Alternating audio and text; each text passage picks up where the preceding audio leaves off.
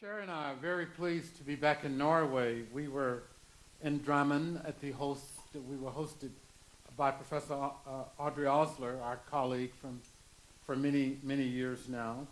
Uh, we're very grateful to be back to your beautiful country. Every time we come to Norway, we think, this is why we have so many Norwegians in Seattle. You know, the main settlement for Norwegians was Washington State and Minneapolis, Minnesota, because they look so much alike. State of Washington looks so much like Norway, and I can see why your ancestors settled there. I also would like to do two things before I start my talk, and I hope this won't count against my 30 minutes, but it probably will. I would like to congratulate Sanna Bratland for putting on this wonderful conference. So let's give her a hand.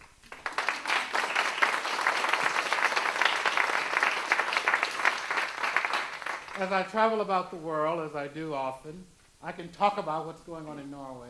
And I also like to give a shout out to Sanna's staff. Sanna and her staff have given Kerry and I such gracious hospitality, so we're going to come back to Norway. We're always, the hospitality I tell people back in Seattle. I now understand why we like the Norwegians in Seattle, because they're nice like the ones here in Norway. My speech is called Human Rights, Global Migration, and Citizenship Education. And we've talked a lot about the Declaration of Human Rights, and so I think I'm just going to skip over these two slides to just say that the Declaration has been very significant. It's been influential. It states, for example, that the International Covenant on Economic, Social, and Cultural Rights, such that each member state agrees that education should be directed to the full development of the human personality and the sense of its dignity, and shall strengthen the respect for human rights and fundamental freedoms. And so, the point I want to make, though, and you can read the next slide as I make my next point. You can just read it silently. The point I want to make about these statements in the United Declaration of Human Rights is that they are very nice statements that have been very influential. But the challenge of these statements is, how do you make them real in schools? And I was just telling Jared, I was doing the final draft of my speech, wouldn't it be great if we could have a panel, and we couldn't because we didn't know what happened. Well, what should we do in Syria? And what should the world do? This is human rights. So they're nice statements, but how do you implement them on the ground? And that's what I want to talk about. And I think the real challenge for the Declaration of Human Rights is, how do you implement them on the ground? And what I argue in this paper is that for the ideals of human rights to be implemented and to be meaningful for students, they must reflect the personal identities, the hopes and the struggles and the dreams of students. Before they can internalize human rights values, they must have a human rights experience. So that's the first big point I want to make. We can talk till we turn, I don't know what color you turn, blue, I guess. We can talk till we turn blue.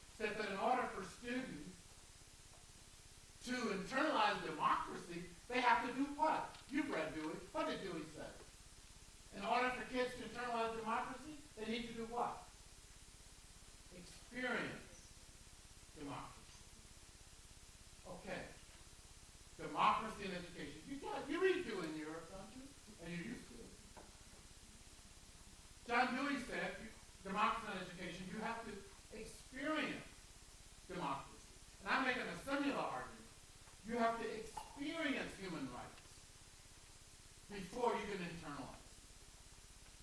And so what I'm arguing here is that the structural inclusion and cultural empowerment are essential conditions for the internalization of human rights values, attitudes, and behavior. Doesn't matter what we say.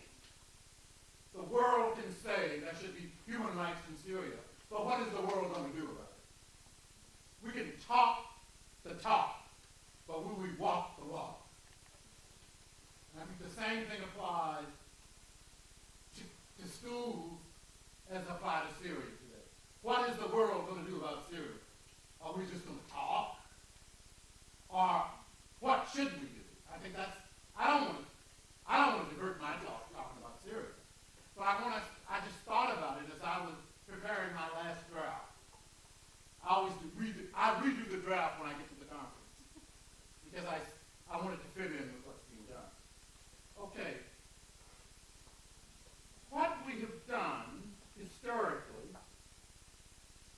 rather than affirming the cultures of immigrant students and affirming the culture of African American, of Jewish American students, what we did historically in the United States is we made kids ashamed of their culture. William Greenbaum, in a wonderful article you can Google in Harvard Educational Review, in 1974, he said we taught the white immigrants hope and shame, to be ashamed of your Yiddish, to be ashamed of your Polish. We made what American schools made kids ashamed of who they were. So rather than cultural empowerment, we tried to eradicate their culture. We made them ashamed of their culture. So he said we taught them hope and shame. But if you give up being Jewish, if you give up being Italian, you can experience inclusion in the American dream. Hope and shame. Interesting metaphor. But of course, what happened to African Americans and other folks of color, even when we gave up our culture, we still didn't get hope. We were still left at the bottom. Hope and shame, William Greenbaum. It's a very interesting essay that I recommend. I have just finished editing the Encyclopedia of Diversity in Education that deals with the diverse groups around the world, such as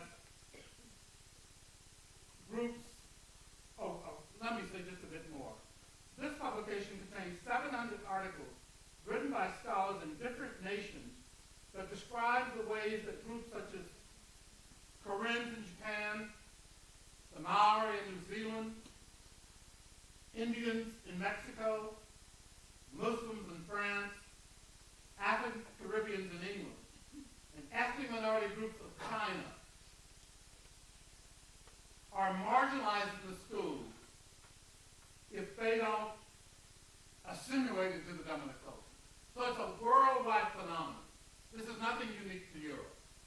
It's a worldwide phenomenon, as we learned from this publication. So that what I'm arguing today, the third major point I want to make today, is that structural inclusion, cultural recognition and empowerment, and civic equality are essential conditions for the internalization of human rights values, attitudes, and behaviors. In other words, we can't eradicate kids' culture. We can't eradicate their languages and say, oh, human rights. Because what I'm arguing is that human rights, and I think it's the next slide. Yeah, it's the next slide. I just finished these slides during the break, so because I redid my speech when I got here. So that what I'm arguing is that human rights should promote cultural rights and human freedom, and that cultural assimilation violates cultural democracy, and that kids should have a right to attain, and I'm going to end on this note if I can finish my talk, that students should have a right to attain to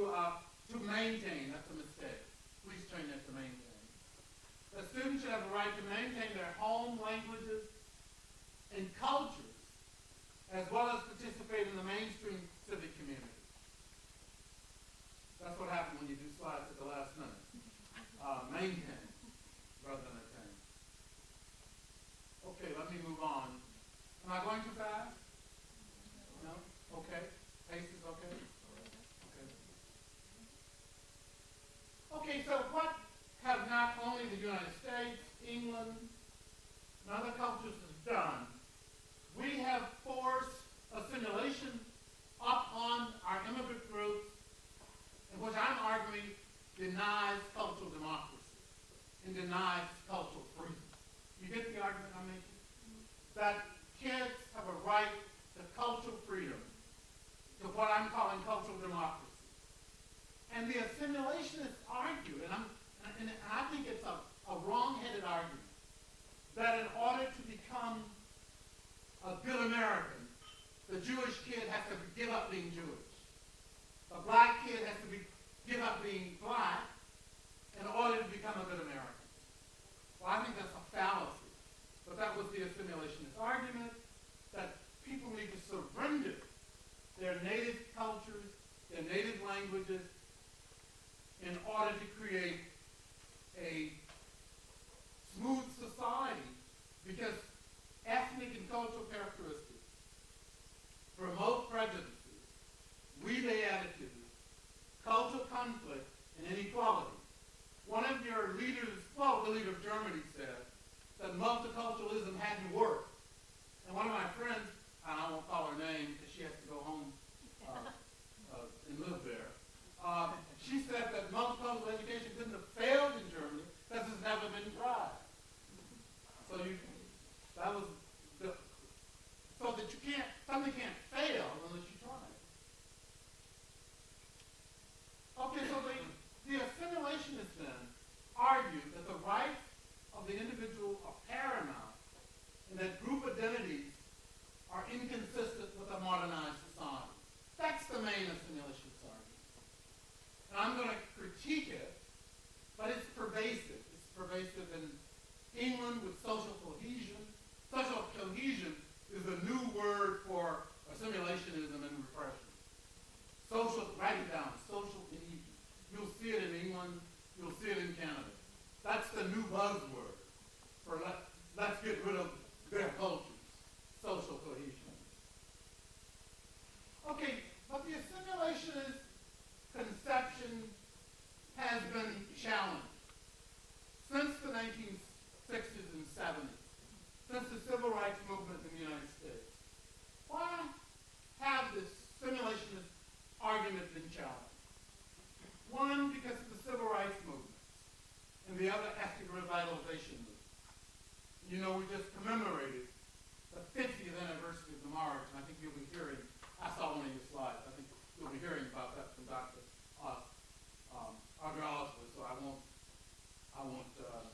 undercut her program.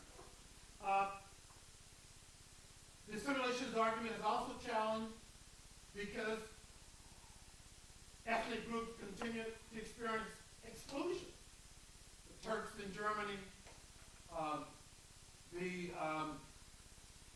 Afro-Caribbeans in England, these groups are still, the American Indians in the United States, groups are still experiencing discrimination. And that's another reason that the assimilationist argument is being challenged. But the third reason it's being challenged is a very complex and interesting way. David Apter at Yale University argues that the modern culture is thin, that ethnic cultures are thick, and that the ethnic cultures exist in part because they help people deal with the thin culture of modernization. I love that term. Write it down. The thin culture of modernization leaves people in what Durkheim called anomie.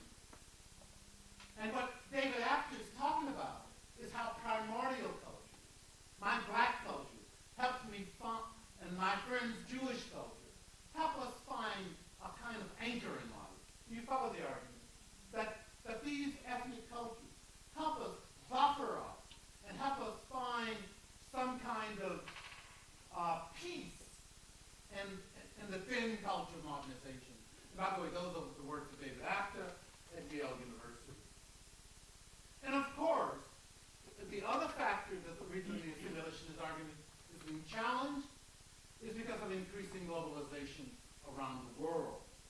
And that includes, for example, I want you to just look at that statistic,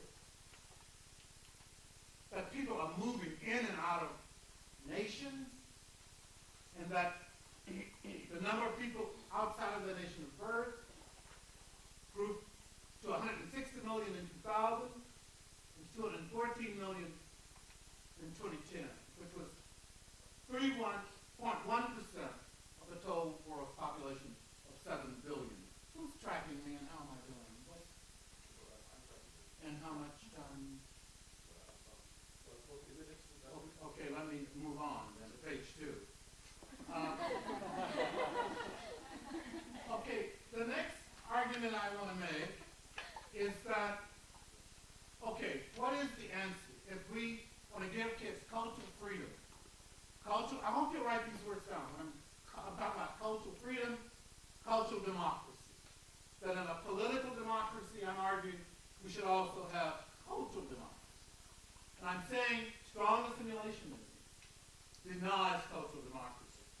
So what should be the goal? The goal should be to help kids develop cultural, national, regional, and global identifications. That these identifications are all possible. Remember, the assimilationist word that if you're Black American, you stay Black, you can't be American. What research is now telling us that it's quite possible. In fact, if I get to it, I have a slide from South Africa with a research study indicating that if kids have strong cultural identity, they even have a better national identity because they're anchored, because they don't have what their time called anonymity. You follow that? That it actually is better for me to be anchored in my culture as a Black American. I become a better American in the civic culture. And if I don't get to that slide, believe me, there is some research. So what should nation states such as Norway, the United States, England, Germany, multicultural nation states should then strive for a delicate balance between unity and diversity. A delicate balance. Unity without diversity leads to hegemony and alienation among minoritized groups, such as occurred in China during the Cultural Revolution, and as occurred in Russia during the Soviet days. Unity with little diversity. However, diversity without unity leads to separatism and to a fractured nation state. So we should aim then for a delicate balance between unity and diversity. This is the study I was hoping to get to. Please write the book down. It's by Kate. I don't know, my French isn't very good. Who speaks French? Doe, thank you. Kate Doe, in a research study in South Africa, found that not only can ethnic and national identity be compatible, but that they can be mutually supportive. James Gibson found, and so forth. You can read the slide, because it's counting against my minutes when I read it.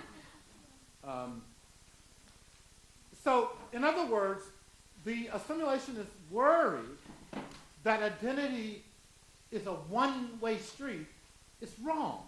And I think it may be the next slide that shows this. Yes, the next slide shows this. That identities are what? Couldn't we all say it? Contextual? I want you to say it. I was a fifth grade teacher. Identities are what? Contextual, overlapping, complex, and interrelated. Let's say it again, because this is one of my key points. Identities are what? Contextual, overlapping, complex, and interrelated. That's really one of my major points. And I was a fifth grade teacher, and I had kids repeat it because I wanted them to hear it, and then I wanted them to say it. Now, and I wanted to give an example of my identity in the United States and my identity when I arrived in Norway on Tuesday. Guess what? When my first identity in the United States is what? Black American. When I landed in Oslo, my first identity is what? American. Exactly. Exactly. I'm very critical of the United States in Seattle. Very critical. I'm very defensive of the United States when I get to Oslo. So identity is shifting. It's complex. It's changing. It's not a singular entity. It's very complex. Okay, so then, and I wish I could have gotten, Santa actually read my paper. I was impressed. Usually directors of conferences don't read your papers. And she asked me to talk about what each of these identities have to do with, how do each of these identities interrelate to history teaching. And actually, I can talk about that. And, but I told her that it's almost another paper, and that when I revise my paper, I can do that. But just suffice it to say that I think history would have a role in helping kids with their cultural identity, with their national identity, particularly in Europe and Asia, the regional identity is important. And finally, thank you so much, finally the global identity. That schools need to help kids develop all four of these identities. They are overlapping, they are interrelated, they're contextual. And let me just give one example of how cultural identity, how history could play a role. It means that the Jewish kid in Seattle, the black kid, need to understand the history of their people within the nation, and also how their people intersect with other groups. That would be just one example how I would play out an answer to Santa's question. But I don't have time because I was just told by my leader that I have X number of minutes. Okay, the other point I want to make is that Martha Nussbaum talks about cosmopolitanism. And when I talk about global identity, I'm in effect using a synonym for cosmopolitanism. In other words, it's not sufficient to just be concerned about, if you're in the U.S., about Americans. That you also got to be concerned about the folks in Syria, because we all have a human connection. Whether we should go and bomb in Syria is a whole different question. But the question is, we ought to be concerned, because they are a human community that's connected to us. The other person, a book I want to recommend. By the way, the older I get, the more I like short books. And I'd like to recommend this wonderful book by Appia called Cosmopolitanism, Ethnics in a World of Strangers, where he really develops this concept of cosmopolitanism and why it is so important. He said, no loyalty can ever justify forgetting that each human being has responsibilities to the other. And that's what I'm arguing by global identity, or global consciousness, I've called it in one of my recent articles, global consciousness. I had hoped to talk about this when Kerry and I conferenced on Santa's question last night. She said, talk about your stages of cultural identity, but I can't. I don't have time. So let me summarize then by saying that this is kind of where I started. That if we're going to change schools to promote human rights, we then need to structure the whole school in the classroom so that kids experience human rights, and that's how they internalize it. It's like teaching a kid to love. You don't lecture him about loving. You do what? You love that child. You care for that child. And that's how he or she will develop it. So this is just a model talking about the need to change the whole school environment in order to make it human rights responsive. Let me end with one of my favorite writers, and I would like to recommend the essay from which this quote is taken. James Baldwin is one of the great writers of the last century, and was actually my favorite, he's my favorite essayist. In a wonderful speech that he delivered extemporaneously to a group of teachers in New York City in 1963, James Baldwin described the kind of cosmopolitan and critical citizens we need to educate in the dire consequences of not doing so in an extemporaneous speech to a group of New York City teachers. And this essay is called, please make a note of it, A Talk to Teachers. You can Google it. And it's reprinted in his last collection of essays called The Price of the Ticket. And I'm going to end with Baldwin's word because he kind of encapsulates the kind of citizen I think we need to educate. Baldwin said that the purpose of education is to create in a person the ability to look at the world for himself, to make his own decision, to say to himself that this is black or this is white, to decide for himself whether there's a God in heaven or not, to ask questions of the universe, and then to live with those questions is the way he achieves his identity. But no society is really anxious to have that kind of person around. What society really ideally wants is a citizenry that will simply obey the rules of society. If a society succeeds in this, that society is about to perish. Thank you very much.